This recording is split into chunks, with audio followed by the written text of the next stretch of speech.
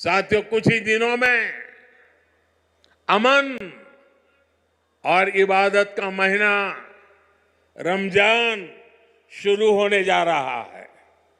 मैं जम्मू कश्मीर की धरती से पूरे देश को इस पवित्र महीने की अग्रिम शुभकामनाएं देता हूं। रमजान के महीने से हर किसी को शांति और सौहार्द का संदेश मिले, यही मेरी कामना है। और मेरे साथियों, ये भूमि तो आदि शंकराचार्य की तपोभूमि रही है और कल महाशिवरात्रि है। मैं आपको भी और सभी देशवासियों को भी महाशिवरात्रि के पावन पर्व की अनेक अनेक शुभकामनाएं देता हूं।